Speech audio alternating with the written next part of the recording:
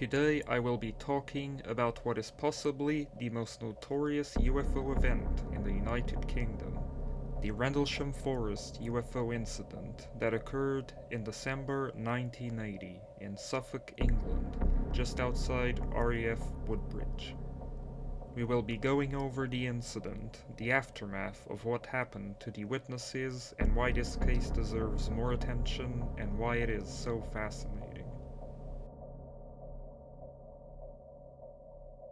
On the 26th of December 1980, during a calm night, two patrolmen, John Burroughs and Sergeant James Penniston, were stationed close to the east gate of RAF Woodbridge and saw what they described as lights descending down into Rendlesham Forest. The patrolmen first thought it was a downed aircraft of some kind, so they decided to move closer to investigate.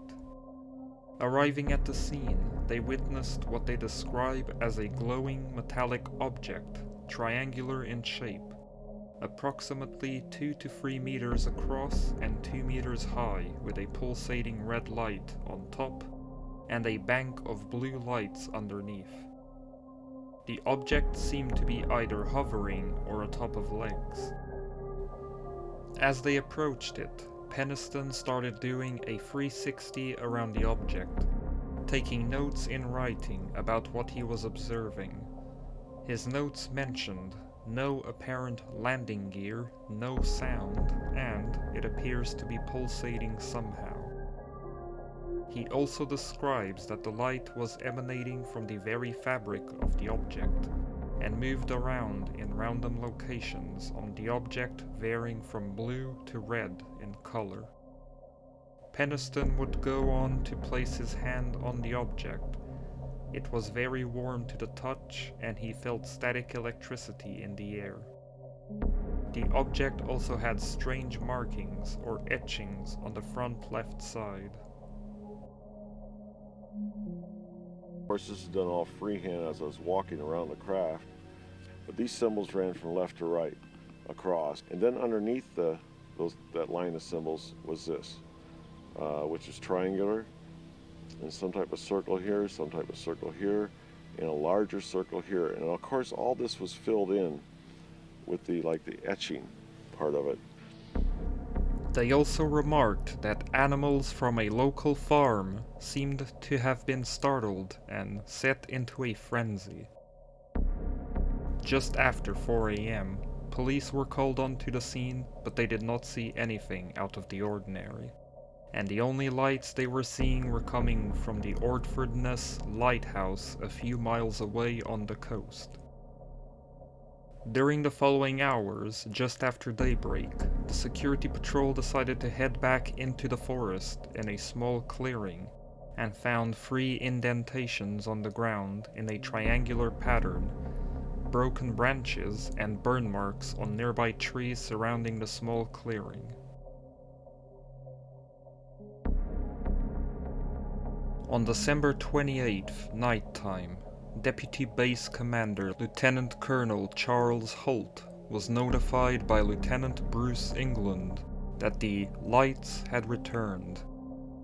Holt was tasked by his boss, who was giving out awards at the time, to go and investigate the landing site along with Bruce and Sergeant Monroe Nevels.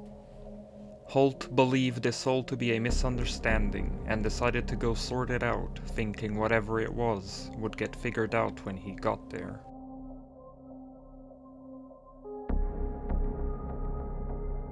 Holt and his team decided to start off by taking radiation readings on the landing site near and at the indentations. The average readings were about 0.1 millirontgen, with the highest being in the 3 indentations on the ground, and near the center of the landing area. Also worth noting that a nearby tree had a moderate reading of about 0.5 to 0.7 on the side of the tree facing the landing site. To Holt's surprise, during this investigation, he witnessed, as he describes, a red sun-like light moving through the trees, pulsing as it moved.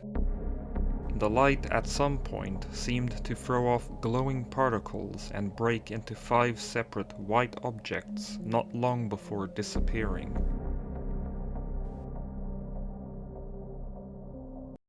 We're about 150 or 200 yards from the site. Everything else is just deathly calm. There is no doubt about it. There's some type of strange flashing red light ahead. And it's yellow. I saw a yellow tinge in it too. Weird. It appears to be maybe moving a little bit this way. It's brighter than it has been. Yellow. It's coming this way. It is definitely coming this way. Pieces of it are shooting off. There is no doubt about it. This is weird. To the left. Yeah, definitely moving left. Two lights. One light to the front, okay. One light to the left. Keep the flashlights off. There's something very, very strange. It seems the wild display wasn't over, as not long after, 3 star-like objects appeared. 2 to the north and 1 to the south, displaying blue, red and green lights. The objects seemed to move rapidly and in sharp angular movements. The one object to the south seemed to be hovering and beaming down lights at RAF Woodbridge. All 3 lights remained in the area for a couple more hours before fading and disappearing. Now we're both heading north. Okay, here he comes from the south. He's coming toward us now. Now we're observing what appears to be a beam coming down to the ground. This is unreal. 330, there's Eagle 330, and the objects are still in the sky, although the one to the south looks like it's losing a little bit of altitude. We're turning around and heading back toward the base. The object to the south is still beaming down lights to the ground. 0400 hours, one object still hovering over Woodbridge Base at about 5 to 10 degrees off the horizon, still moving erratic and similar lights and beaming down this area.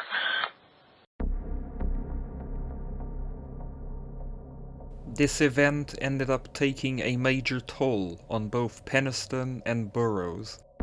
Both suffered with post-traumatic stress disorder after the incident and had health complications seemingly being related to radiation exposure.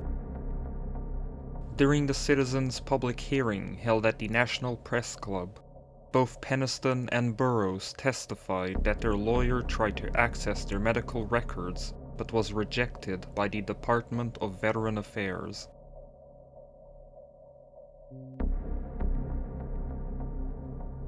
The United Kingdom's Ministry of Defence's official statement was that it could not offer a definitive explanation for what the Air Force personnel reported seeing and found no evidence of any threat to the defense of the United Kingdom.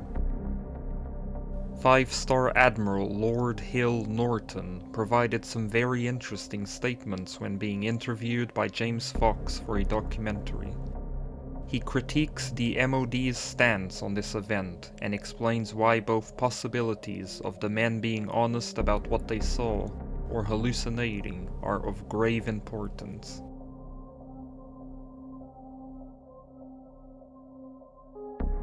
That is one explanation, that it actually happened, as Colonel Holt reported.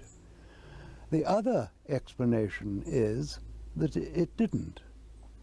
And in that case, one is bound to assume that Colonel Holt and all his men were hallucinating, that the colonel of an American Air Force base in Suffolk and his merry men are hallucinating when there are nuclear-armed aircraft on the base must be of defense interest. If indeed what he says took place did take place, and why on earth should he make it up, then surely the entry of a vehicle from outer space, certainly not man-made, to a defense base in this country also cannot fail to be of defense interest.